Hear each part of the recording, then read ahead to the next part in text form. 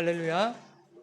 하나님 아버지와 예수 그리스도로부터 오는 은혜와 평강이 이 시간 여러분 가운데 함께 하시기를 예수님의 이름으로 축원합니다. 오늘은 11조라는 제목으로 말씀의 은혜를 나누겠습니다. 드디어 올 것이 왔다. 그렇죠? 네. 오늘은 기독교 안의 뜨거운 화제, 이 11조에 대한 얘기를 좀 나눠보려고 합니다. 짧은 시간에 다 나눌 수 없어요. 그래서 좀 아쉬움이 큰데 아무튼 잘 요약해서 한번 나누려고 합니다. 이게 참 무거운 주제가 아닐 수 없죠. 왜냐하면 11조에 대한 양극단의 입장이 첨예하게 대립하고 있기 때문입니다. 우리가 살아가는 시대를 성령 시대 혹은 은혜 시대라고 얘기를 하는데 은혜 시대에는 11조가 폐지되었다라고 말하는 입장이 있죠. 그래서 여전히 11조를 드리는 것, 그것은 죄다 이렇게 보는 입장들이 있습니다. 심지어 11조를 내면 지옥 간다라고 말하는 극단적인 입장들도 있습니다. 그런가 하면 반대 입장이죠. 11조를 하지 않는 것은 하나님이 이것을 도둑질하는 것이다. 그러니 11조는 반드시 해야 된다. 거기에 더해서 극단적인 입장이 또 있겠죠. 11조를 드리지 않으면 지옥 간다. 이런 극단적인 주장을 하는 사람들이 있어요. 여러분 어떤 말이 맞는 것입니까? 이 두 입장들이 대부분 목사님들이 하는 얘기들이라고요. 그죠? 어떤 걸 따라야 돼요. 그죠?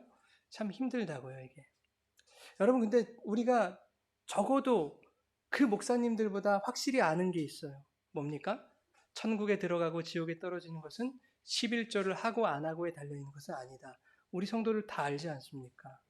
그렇죠? 구원이라는 것이 예수 그리스도에 대한 그 믿음에 달려있다는 것은 신앙의 기초 중의 기초라고요. 예수 그리스도를 믿는 자는 구원에 이르고 믿지 않는 자는 심판에 이른다. 기본이죠. 11조와 좀 다른 얘기이겠습니다만은 중세 시대를 영적 암흑기라고 말하는 이유 중에 하나가 사람들이 그토록 열망하는 그 구원을 돈으로 살 수 있도록 제도화한 것 때문 아닙니까? 그게 뭐예요? 면죄부죠. 면죄부 사면 구원받을 수 있어. 용서받을 수 있어. 하는 겁니다. 또 이런 거예요. 연옥설. 천국과 지옥 사이에 어떤 대기 장소가 있다는 거예요. 성경에 있지도 않은 그 연옥이라는 교리를 만들어내서 헌금함에 땡그랑 동정 소리가 날 때마다 연옥에서 대기 중이던 너희 부모 형제들의 영혼이 천국으로 올라간다라고 하는 이 허무맹랑한 교리로 교회의 곳간과 종교 지도자들의 호주머니를 채웠던 그 혹세 무민이 종교 개혁을 이끌어내지 않았습니까? 그것이 오늘날 개신교가 탄생한 이유 중에 하나가 됐습니다. 이렇게 신자들이 바치는 헌금을 구원이라는 신적인 영역으로 연결짓게 되면 그 종교기관은 부자가 돼요. 돈이 많이 거칩니다. 돈을 내더라도 내가 영생을 얻어야 되겠거든요. 돈이 많아지면 어떻게 될까요? 거기는 반드시 부패가 일어납니다. 그런데 오늘날 개신교회가 11조라는 것을 활용해서 교묘하게 그 혹세 무민을 이어가고 있다는 것은 너무 안타까운 일이 아닐 수 없다는 얘기예요. 11조를 드리지 않으면 저주를 받는다거나 드리지 않은 만큼 아니 그 이상을 하나님이 빼앗아 가신다거나 11조를 드려서 하나님이 복을 주시지 않는지 한번 시험해 보라거나 세상에 투자하지 말고 11조로 하나님께 투자 한번 해보라거나 이런 허무맹랑한 말로 성도들을 오도하고 있다고요. 오늘날 많은 교회들이. 여러분 11조가 뭐라고 생각하세요? 11조 10분의 1 똑 떼서 하나님께 바치는 거? 돈? 여러분 그 11조를 우리가 해야 됩니까? 말아야 됩니까? 여러분 이 11조에 대해서 제가 어떻게 말해주기를 바라십니까? 11조는 폐지됐습니다. 그러니 안 해도 됩니다. 라고 말해주기를 원하십니까? 아니면 11조를 하나님께 어찌됐든 잘 챙겨드려서 여러분 복 받으십시오. 하나님이 복을 쌓을 곳이 없도록 붙지 아니하시는지 11조를 한번 하나님이 시험해 보십시오. 이런 말을 듣기를 원하십니까? 하나님이 이 예수 닮은 교회를 개척하게 하신 지 벌써 횟수로 7년째가 되거든요. 그동안 저는 단 한 번도 헌금 설교를 한 적이 없어요. 헌금에 대해서 설교를 한다는 것이 저로서는 목사 양심으로 납득이 되질 않는 겁니다. 어떻게든 헌금 설교를 하게 되면 어떻게든 그것을 미화해서 포장해서 헌금을 해야 됩니다라고 성도들을 설득하든지 그와 반대로 하지 않아도 됩니다. 여러분 자율에 맡깁니다. 라고 쿨한 척을 하게 되든지 둘 중에 하나의 스탠스를 취할 수밖에 없다는 거 아닙니까? 근데 저는 적어도 그런 것이 설교가 되어서는 안 된다라고 생각하는 사람이에요. 지금도 그 생각에는 변함이 없어요. 헌금을 내야 되냐 말아야 되냐가 무슨 설교예요, 여러분. 그게 예수를 전해야죠.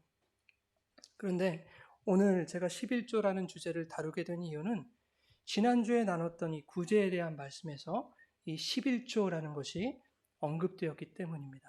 아, 한 번은 짚고 넘어가야 되겠다. 이런 생각이 들었어요.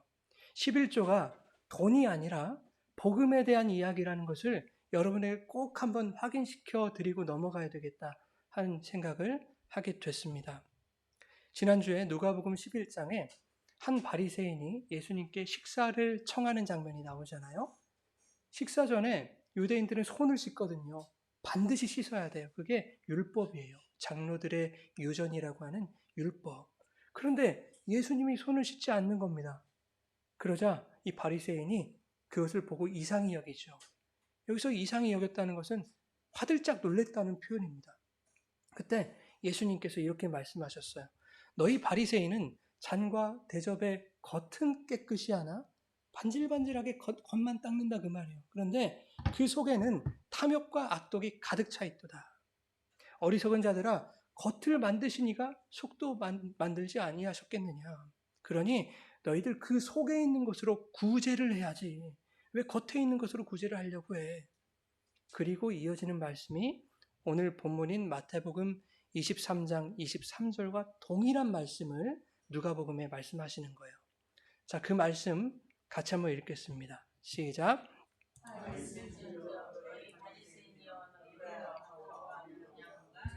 최소의 11조는 드리되 공의와 하나님께 대한 사랑은 버리는도다. 그러나 이것도 행하고 저것도 버리지 말아야 할지니라. 아멘. 11조도 행하고 하나님께 대한 사랑도 너희가 지켜야 된다. 뭐 이런 뜻으로 우리는 그렇게 이해가 되지 않습니까? 이게 무슨 말인지 한번 살펴보자고요. 자, 박하와 온양과 채소로 드린 그 11조는 뭐라는 거예요? 잔과 대접의 겉의 것이라는 거예요. 너희는 정작 그 속에 있어야 할 공의와 사랑을 빼뜨렸다. 또 오늘 읽었던 본문 말씀에서는 뭐라고 하냐면 너희가 11조는 드리되 정의와 긍휼과 믿음은 버렸도다 이렇게 말씀하십니다. 그러니까 11조를 드리는데 속빈 강정을 드리는 거예요. 안고 없는 찐빵, 그렇죠? 내용물 없는 껍데기로 드렸다 하는 말씀을 하고 계시는 거예요. 그러니 너희가 드리는 그 겉의 것, 그 11조로 구제하는 것이 아니라 그 11조의 내용인 하나님의 공의와 사랑으로 정의와 긍휼과 믿음을 내용으로 담고 있는 복음으로 구제를 해야 되는 것이다 라는 것이 지난주 말씀이었어요, 여러분. 그래서 주님이 그 복음으로 그 내용으로 우리를 구제하셨다. 그것이 바로 구원이다 라고 하는 것을 지난주에 우리가 나눈 거 아니겠습니까? 자, 오늘 본문 말씀 마태복음 말씀 다시 한번 읽어보겠습니다. 시작. 화 있을진저 박하와 회양과 근처의 11조는 드리되 율법에 더 중한 바 정의와 긍휼과 믿음은 버렸도다. 그러나 이것도 행하고 저것도 버리지 말아야 할지니라. 너희가 겉의 것으로 드리는 그 11조보다 율법이 더 중하게 여기는 내용이 있다. 근데 그게 뭐라는 거예요? 정의와 긍휼과 믿음이다. 너희는 율법의 행위를 중요하게 여기지만 아니다. 율법이 더 중요하게 여기는 것은 정의와 긍휼과 믿음이다. 그것을 모르고 껍데기만 행하는 자는 잔과 대접의 겉만 깨끗이 하는 것일 뿐 그 속은 탐욕과 악독으로 가득 채우려는 것에 불과하다. 깨끗이 닦은 금그릇에 배설물을 담아서 내는 것과 같은 것이다. 그러니 너희가 바치는 11조라는 그 겉의 것이 의미하는 것이 뭔지를 알고 또한 그 겉의 것보다 중요한 그 속에 담겨야 할 내용이 뭔지를 너희가 깨닫지 못하면 그들에게 뭐가 있다는 얘기예요? 화가 미칠 것이다. 화 있을진저. 이 말씀을 어떻게 우리가 받아들여야 하는 겁니까, 여러분? 어떻게 받아들일까요, 이 말씀을? 11조를 드릴 때 그것이 의미하는 바를 깨닫지 못하고 형식적으로 드리면 저주를 받게 될 것이니까 진정한 마음으로 드리라 라는 것입니까? 우리의 마음도 드리고 형식도 드리고 하라는 얘기일까요? 오늘 이 말씀을 대부분 그렇게 이해들을 하고 있다고요. 예수님도 그렇게 말씀하시지 않았냐? 23절에서 이렇게 주장을 하죠. 너희가 11조는 드리되 더 중요한 내용은 버렸다라고 말씀하시면서 뭐라고 하십니까? 그러나 이것도 행하고 저것도 버리지 말아야 한다 라고 예수님이 말씀하셨기 때문에 하나님 사랑 곧 이웃 사랑의 그 마음과 가난한 자들에 대한 긍휼과 구제의 마음을 담아서 율법이 말하는 그 11조를 드려야 한다라는 것으로 그렇게 해석을 해버리죠. 여러분, 예수님이 사셨던 당시는 구약 시대입니까? 신약 시대입니까? 신약 시대. 우리가 성경을 볼 때는 신약에 계시니까 신약 시대라고 생각이 되죠. 근데 예수님이 사셨을 때는 신약이에요, 구약이에요? 구약이죠.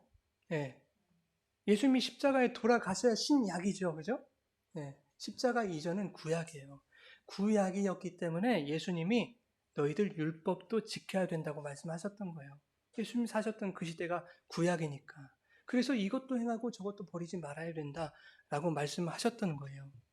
하지만 오늘 우리는 그 율법의 시대에 살고 있지 않죠? 그럼 어떤 시대에 살고 있어요?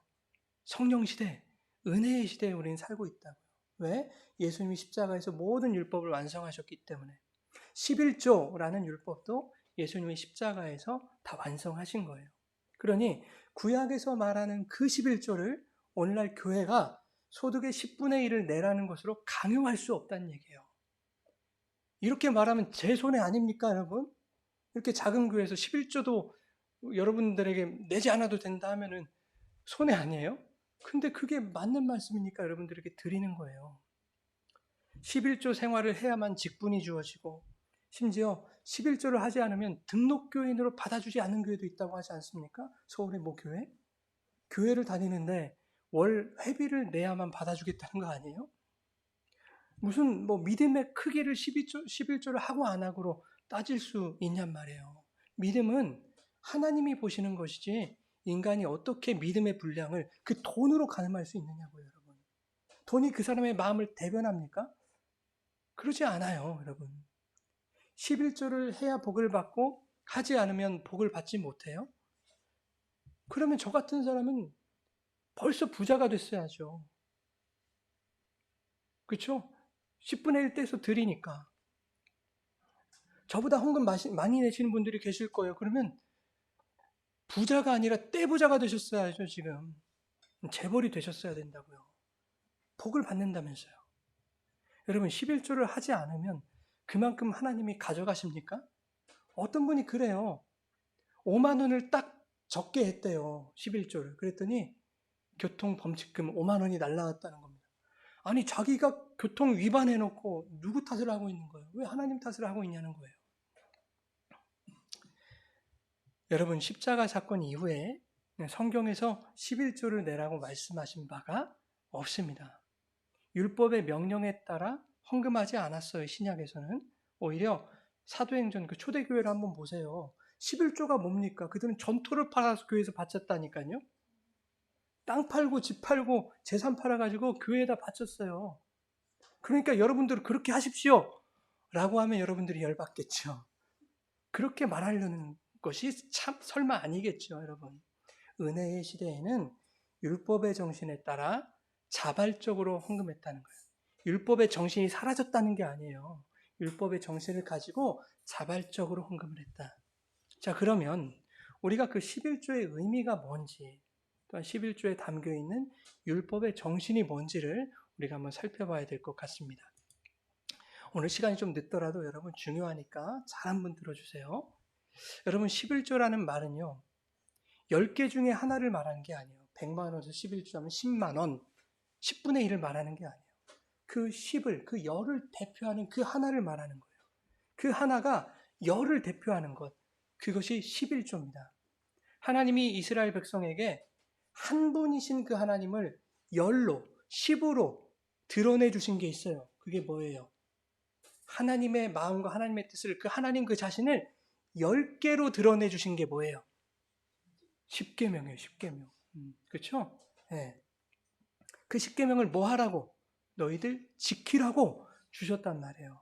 하지만 인간은 그것을 완벽하게 지켜낼 수 없다가 무엇으로 곧바로 드러나요? 금송아지로 드러났잖아요. 바로 드러나요. 네.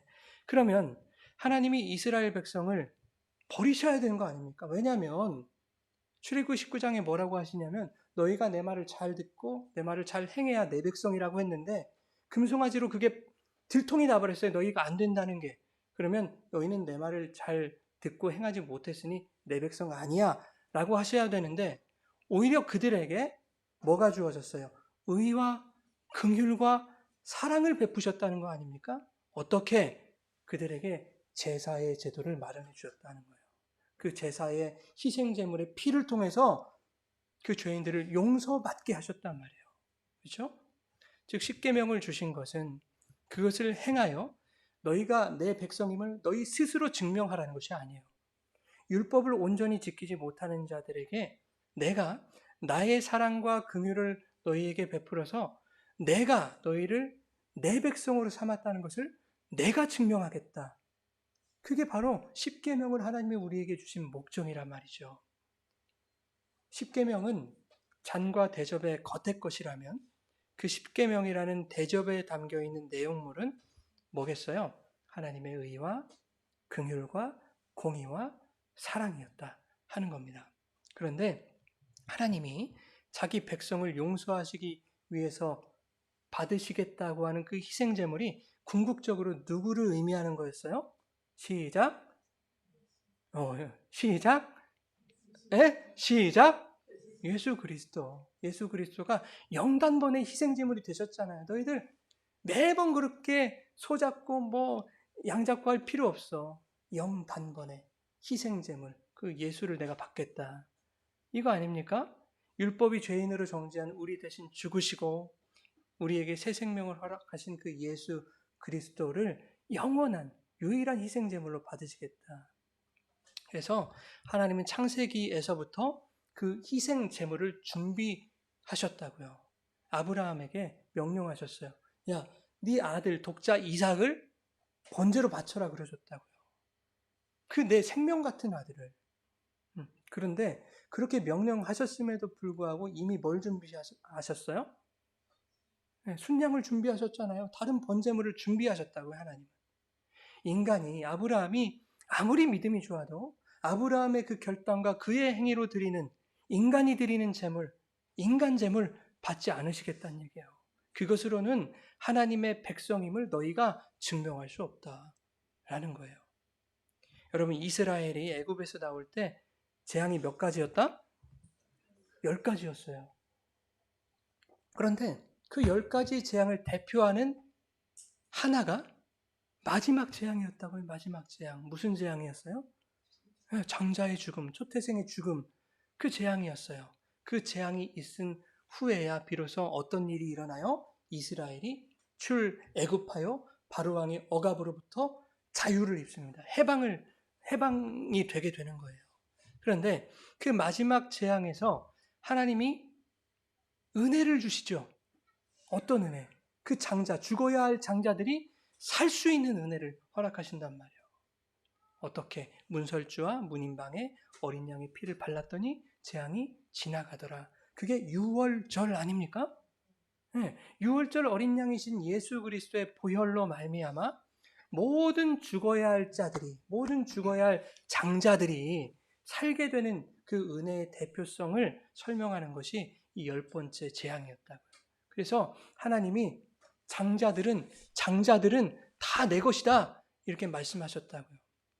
민수기 3장 13절 우리 같이 한번 읽겠습니다. 시작. 애굽 땅에서 그 처음 태어난 자를 다 죽이던 날에 이스라엘의 처음 태어난 자는 사람이나 짐승을 다 거룩하게 구별하였으니 그들은 내 것이 될 것임이니라. 나는 여호와이니라. 아멘. 자, 죽어야 할 자들을 어린 양의 피로 살리신 것에 대해서 하나님이 그들을 거룩하게 뭐 했다? 구별했다고 말씀하신다고요.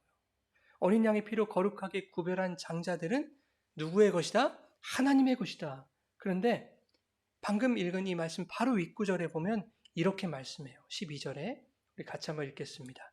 보라, 내가 이스라엘 자손 중에서 레위인을 택하여 이스라엘 자손 중에 태를 열어 태어난 모든 마지를 대신하게 하였은즉 레위인은 내 것이다. 예, 장자가 레위인으로 넘어갔죠. 하나님이 레위 지파에게 이스라엘의 장자들을 대신하게 하셨다라는 거예요. 이제 레위 지파에게 이스라엘의 영적인 장자의 역할이 주어졌다라고 말씀하시는 거예요. 그들에게 장자의 역할을 주는 대신에 하나님이 이스라엘 12지파에게 뭘 명하세요? 너희들은 레위 지파에게 11조를 줘야 돼. 이렇게 말씀하시는 거예요. 너희 장자들을 대신하여 레위 지파가 장자의 역할을 감당하게 될 것이니까 하나님이 구별하신 그 장자들에 대한 속전으로서 레위 지파에게 11조를 지불해야 된다라고 말씀하는 거예요. 내가 너희 장자들을 그 애굽에 있을 때 너희 장자들을 어린 양의 피로 살려낸 그 값을 레위 지파에게 줘야 된다. 그러면 11조는 무슨 값이에요? 어린 양의 피값이에요, 피값. 자, 히브리서 12장 23절에 보면 나와 있지 않지만 이렇게 말씀해요. 장차 성도가 하늘에 기록된 장자들의 모임과 예수가 뿌린 피 가운데 나아간다 이렇게 말씀하거든요. 이 말씀이 뭐냐면 하나님은 우리를 성도를 당신이 거룩하게 택하신 장자들로 부르셨다는 거예요. 장자들로. 그래서 우리들이 다 제사장 레위인들 아닙니까? 왕같은 제사장. 그리스도의 피값이 그 장자들에게 주어졌다라는 거예요. 다시 말하면 그리스도의 보혈이 장자들에게 11조로 주어졌다라는 거예요. 그 11조는 누구예요? 예수 그리스도예요, 여러분. 하늘의 그 열을 대표하는 하나님을 설명하는 그 하나가 바로 예수 그리스도라고. 독생자. 모노게네스란 말은 그냥 하나밖에 없는 그 아들 뭐 이런 뜻이 아니에요, 사실은. 그 하나로 오신 분, 그 유일한 하나로 오신 분, 그게 모노게네스 독생자라는 의미예요. 하늘의 이치와 하나님의 그 마음과 그 모든 속성들을 유일한 하나로 증명해내기 위해서 이 땅에 오신 그 독생자가 예수 그리스도다. 그게 11조예요, 여러분. 우리가 하나님께 11조를 드릴 수 있는 것이 아니라 하나님께서 11조의 내용인 의와 긍휼과 사랑으로 예수 그리스도의 보혈이라는 11조를 우리에게 흘려주신 거예요. 그 주님이 우리 안에서 영단번의 온전한 희생 제물로, 즉 온전한 11조로 하나님께 바쳐주신 거예요. 완벽한 제물로 예수님이 우리 안에서 우리 대신 바쳐주셨다고요. 그 11조를 인간이 하나님께 어떻게 바칩니까, 여러분? 돈으로 바칠 수 있는 것이 아니라니까요. 돈으로 11조를 바칠 수 있다고 생각한다는 것은 우리가 그 돈으로 구원을 살 수 있다고 생각하는 건 똑같은 얘기예요.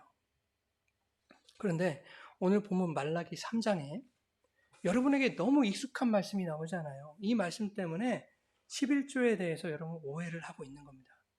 가장 문제는 뭐냐면 목회자들이 이것을 잘못 가르치고 있다는 거예요. 더 큰 문제는 뭐냐면 목회자들이 이 내용을 알면서도 교회를 운영함에 있어서 재정적인 부담을 감수하기 싫기 때문에 혹은 개인적인 사리사욕을 채우기 위해서 11조를 합리화하는 설교로 오늘 본문을 사용하고 있더라는 거예요. 물론 다 그러지는 않을 거예요. 차라리 이 뜻이 뭔지를 모르고 가르치는 게 그나마 나아요. 근데 알고 설교하는 건 정말 이거는 큰 죄입니다. 하나님 앞에서. 교회를 유지하기 위해서, 큰 교회를 만들기 위해서. 왜냐하면 재정의 대부분이 어디서 나와요? 11조에서 나오기 때문에. 비판 같은 거 하지 않으려고 했는데 사실이니까 여러분들에게 말씀드리는 거예요. 오늘 말라기 본문은요. 먼저는 그런 목회자들에게 경고를 하는 말씀입니다. 너희들 그런 거 하지 말라고. 그것이 저주를 부르는 일이고 그것이 바로 도둑질하는 거다라고 말씀하는 거예요. 이 본문으로 11조를 거둬들이는 것, 그것이 11조를 정당화하려는 목적으로 이 본문을 사용하는 것이 지금 이 본문에서 하나님이 제사장들을 지적하시는 그들의 죄와 같은 것이다. 너희들이 그와 똑같은 죄를 짓고 있다. 이렇게 말씀하시는 것인데 우리 8절 한번 읽어보겠습니다. 8절 안 나왔나요?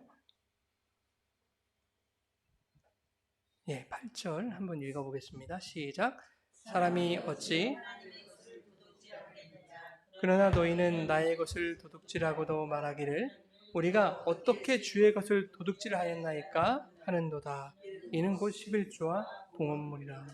예, 제사장들이 성전 곳간에 지금 손을 댔다는 거거든요.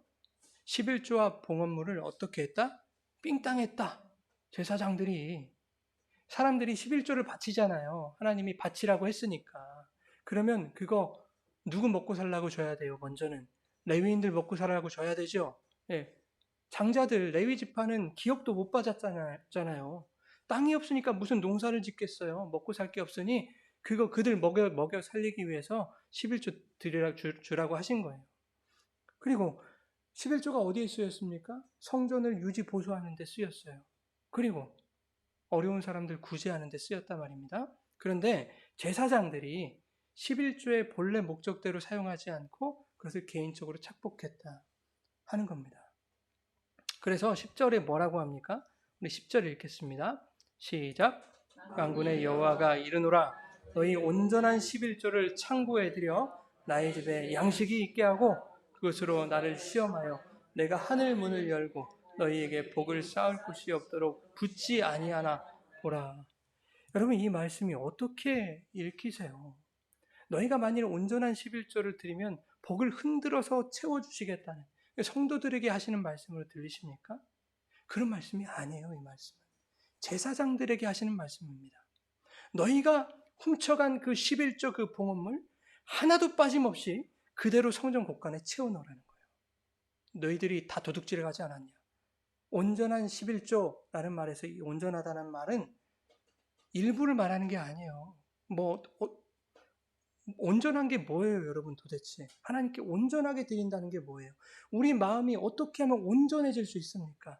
여기서 온전하다는 말은 뭐냐면 모두, 전부, 전체, 완벽함, 완전함 이걸 말하는 거예요. 그러니까 너희가 가져간 그 전부를 그대로 되돌려 놓으라는 얘기예요. 하나도 빠짐없이. 그런데 온전한 11조라는 이 표현을 오늘날 교회에서 10분의 1을 정확하게 떼어서 구별하는 것으로 그렇게 해석을 해버렸다고요. 만일 이 구절을 11조를 정확하게 드려야 한다는 말씀으로 그렇게 이해를 했다면 구약에서 11조를 드리던 그대로 쌀과 보리 같은 곡물로 드려야 되는 거예요, 여러분. 돈이 아니라. 근데 교회는 뭐만 받아요? 요즘엔 성미도 안 받아요. 교회에서는 현금이에요, 현금. 카드도 받나? 카드도 돈이니까.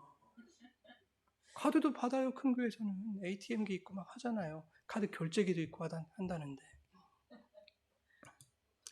여러분, 구약에서 11조는요, 돈으로 드리는 게 아니었어요. 예. 구약의 말씀을 근거로 해서 11조를 내는 것을 정당화하려고 했다면 구약에서 드려지던 것으로 드려야 되잖아요. 그것을 목사님들이, 웬만한 목사님들은 모르겠습니까? 모르면 그나마 다행이라니까요. 11조 뿐이겠습니까? 여러분 예배 드릴 때마다요. 우리는 뭐 해야 돼요? 소잡고 양잡아야 돼요. 예. 피비린내 맡아가면서 각 뜨고 포 떠가지고 그 날마다 매 예배마다 번제 드려야 된다니까요. 그런데 은혜의 시대를 살아가는 오늘날 교회가 예수님이 십자가에서 다 이루신 11조와 희생제사 중에 왜 유독 11조만 환영하고 있냔 말이에요. 그죠? 11조는 내십시오. 그러면서 제사는 안 드려도 됩니다. 이게 무슨 논리냐고요, 여러분. 말이 안 되는 거예요. 예수님이 십자가에서 모든 것을 다 완성하셨으면 둘 다 안 하는 게 맞아요. 여러분 본문이 제사장들에게 너희가 도둑질해 간 11조 하나도 빠짐없이 성전에 되돌려 놓으라는 것은 그 당시에는 곡물로 드리던 그 11조를 말하는 것이겠지만 오늘날 우리에게는 그 11조가 상징하는 것으로 되돌려 놓으라는 뜻이 되겠죠. 목사들아, 하나님의 성전인 성도들에게, 여러분이 성전이라고 했으니까 하나님의 처소, 하나님의 성전인 성도들에게서 도둑질한 그 11조, 즉 예수 그리스도의 십자가 보혈로 말미암아 하나님의 자녀 삼아 주신 그 하나님의 긍휼과 의와 사랑이라는 그 복음을 되돌려 놓으라는 거예요. 성도들의 이 성전 안에 목사들아 복음을 되돌려 놔라. 그거 빼앗지 말고 거짓말하지 말고. 10절 한번 보십시오. 온전한 11조를 창고에 들여 나의 집에 양식이 있게 하고 이렇게 말씀해요. 여기서 온전한 11조가 뭐라는 얘기입니까, 여러분? 온전한 11조를 창고에 드리는 것과 여호와의 집에 양식이 있게 하라는 말은 같은 말이죠, 여러분. 그러면 온전한 11조는 뭐라는 거예요? 양식이죠. 하나님 나라 양식, 성전 양식이란 얘기예요. 그런데 성경은 성도가 하나님의 처소인 성전이라고 얘기를 한단 말이죠. 그 성도 안에 온전한 11조이신 예수 그리스도, 그렇죠?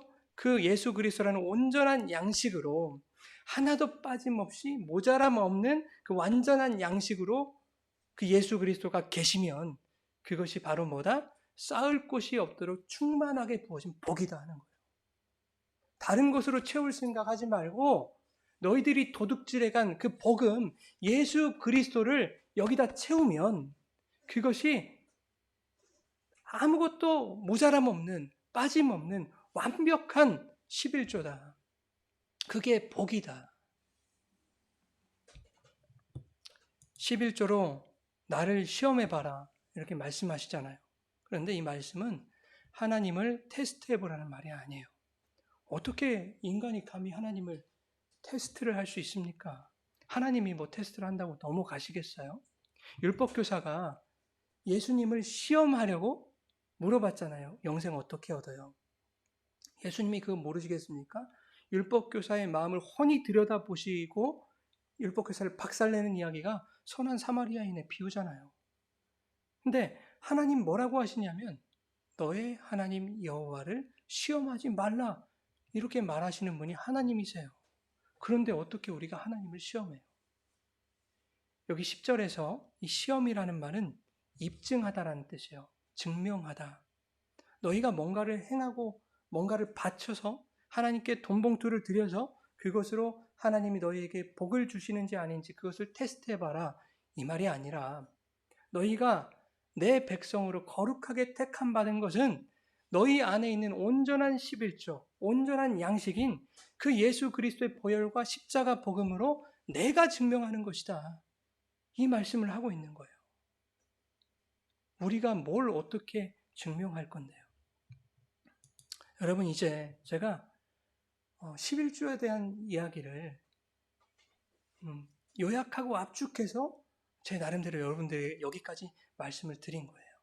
그런데 여전히 여러분에게 11조에 대한 질문이 남아 있습니까? 어떤 질문이 남아 있을까요? 여러분 어떤 궁금증이 더 남아 있을까요? 혹시 이런 거예요? 그래서 목사님은 11조를 내지 말라는 말씀이십니까? 여러분 혹시 이게 궁금하십니까? 여전히? 만일 그런 분이 계시다면 그분은 11조뿐만 아니라 모든 헌금을 중단하셔야 돼요. 하나님 뭐 기뻐하시겠습니까? 그거? 안 할 수만 있으면 아싸 잘됐다 괜히 했네 안 하면 얼마나 이득이야 이런 마음 가지고 지금 그런 궁금증을 가질 것일 텐데 그분이 드린 11조와 헌금은 잔과 대접의 겉을 깨끗이 하는 것일 뿐이었을 거예요. 성경이 가르치는 11조와 그 헌금의 정신, 그 내용이 결여된 껍데기였을 뿐입니다. 하나님 그거 기뻐하지 않으시죠. 여러분 구약의 율법적인 11조는 주님의 십자가로 완성됐어요. 뭐 폐지됐다 이런 말이 아니라 주님은 율법을 완성하셨거든요. 주님이 완성했어요. 그러니까 그렇게 드려지는 11조는 끝났다 그 말입니다. 소득의 10분의 1을 드리는 11조 여러분 내지 않아도 돼요. 이 말이 어떠세요? 반가우시죠? 여러분들의 희망이 되십니까? 기쁨이 되세요? 내지 않아도 돼요. 하지만 예수님이 십자가에서 율법을 완성하셨다고 해서 율법의 정신까지 사라진 건 아니죠. 그죠? 11조의 정신까지 사라진 건 아니란 말이에요, 여러분. 11조의 정신이 뭔가 한번 봅시다. 신명기 26장 12절인데 나와 있습니까? 없죠?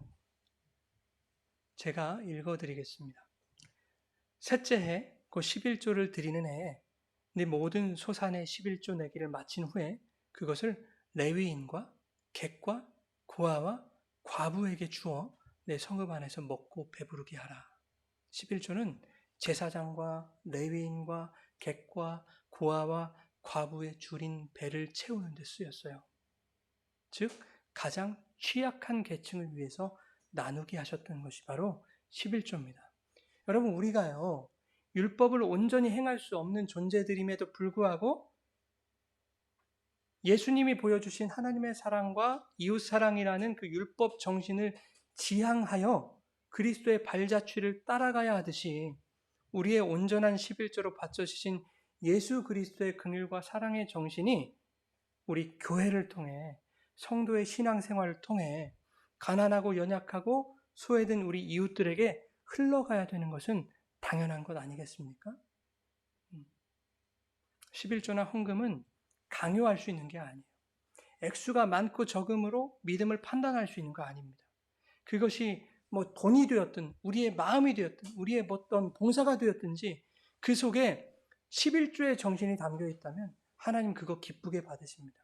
헌금 내실 때요. 여러분 10원 내셔도 여러분 가운데 구원의 감격이 있으면 그 11조로 바쳐진 예수 그리스도의 희생 제물 온전한 그 봉헌 때문에 내가 구원받았다고 하는 그 감사와 감격이 있으면 여러분 10원 내셔도 하나님 얼마나 기쁘게 받으실까요? 뭐 하나님이 돈 필요하십니까? 온 세상 만물을 만드신 하나님이 무슨 돈이 필요하시겠어요? 무슨 하나님한테 바친다고 그러세요? 거짓말이죠, 그거는. 필요하니까 교회가 헌금을 내는 거예요. 유지도 해야 되고 하나님이 율법 정신을 흘려주셨던 그 구제를 교회가 해야 되니까. 어떤 설교에서 보니까요. 신약의 11조는 폐지되었다. 그렇기 때문에 11조라는 이름으로 헌금 내서는 안 된다고 강력하게 주장하는 분들이 꽤 많아요. 그러면 지옥 간대요. 근데 오히려 그게 더 율법적인 거 아니에요, 여러분? 내가 11조의 의미를 깨달았다면 그 11조가 나를 구원하시기 위해 영단번의 희생제물로 십자가에 달리신 예수 그리스도였음을 우리가 알게 되었다면 헌금 봉투에 11조라고 써서 그렇게 하나님께 헌금 드리는 것이 왜 나쁜 일입니까? 하나님 다 10분의 1 떼서 드렸어요. 그게 아니라 하나님이 나의 11조로 바쳐주신 거 내가 알아요. 그래서 감사한 마음으로 11조라고 하는 그 기념으로 제가 적어서 하나님 앞에 감사로 예물 드립니다. 그게 왜 나쁜 거죠 도대체? 왜 그러면 지옥 가는 거죠? 나를 위해 온전한 11조로 드려지신 어린 양 예수님의 은혜에 감사하는 의미로 얼마든지 여러분 11조도 하고 12조도 하고 13조도 하세요. 이제 드디어 본심이 나왔나? 여러분 진리는요. 우리를 속박하지 않습니다. 진리는 우리를 자유케 하는 거예요. 예수 그리스도가 우리를 어떻게 구원하셨는가? 그 구원의 의미가 뭐고 하나님이 예수님을 통해서 우리에게 어떤 사랑을 주셨는가? 그 복음의 진의를 우리가 알게 되면 그 진리는 우리를 모든 것으로부터 자유케 합니다. 헌금을 드리면 어떻고 안 드리면 어때요? 형편이 되면 드릴 수 있고 형편이 안 되면 안 드릴 수도 있는 것이 형편이 안 되는 사람한테 교회가 왜 헌금 안 내십니까? 11조 안 되십니까? 닥달을 하면 되겠습니까? 아니 교회는 형편 어려운 그 성도를 위해서 구제하라고 하는데 하나님은 11조를 내라고 그래야 복을 받는다고 그렇게 삥을 뜯는다고 할 뻔했네요. 그렇게 하면 되겠습니까? 어떤 목사님이 그런 표현을 쓰길 따라할 뻔했어요. 절대 그러면 안 되는 것이죠. 여러분, 성도는요, 사실 날마다 11조로 살아가는 존재예요. 로마서 12장 1절에 너희 몸을 하나님이 기뻐하시는 거룩한 산 제물로 드리라. 근데 산 제물이라는 말이 이상하지 않습니까? 살았는데 제물이 어떻게 돼요? 제물은 죽어야 제물이잖아요. 근데 산 제물로 드리래요. 우리의 삶을. 자, 예수 그리스도와 함께 십자가에서 죽고 그분과 함께 살게 된 자들은 예수 안에서 산 제물로 드려지는 삶을 살게 되는 겁니다. 예수님 덕분에 우리는 하나님이 기뻐하시는 제물로 살아가게 되는 거예요. 온전한 11조이신 주님이 우리 안에 온전한 양식으로 쌓을 곳이 없도록 충만히 들어오셨기 때문에 하나님 눈에는 우리를 보실 때도 그의 아들 예수만 보이시는 거예요. 그래서 연약한 우리의 삶도 하나님이 향기로운 제물로 기쁘게 받아주시는 거예요. 여러분이 예수님과 함께하는 11조들이다 하는 거예요. 여러분. 그렇게 드려지고 있어요. 여러분의 삶의 제사로. 이것이 얼마나 큰 영광입니까? 내가 뭐라고 나 같은 자가 하나님께 제물이 됩니까? 그런데 예수 안에서 그 산 제물로 11조로 하나님이 받고 계시다니 얼마나 감사한 일이에요. 이 은혜에 여러분 깊이 감사하며 우리 마음속에 날마다 온전한 11조를 모셔서 예수를 모셔서 하나님이 기뻐하시는 그 예배의 삶, 11조의 삶을 잘 살아가시기를 예수님의 이름으로 축원합니다. 우리 같이 찬양하시겠습니다.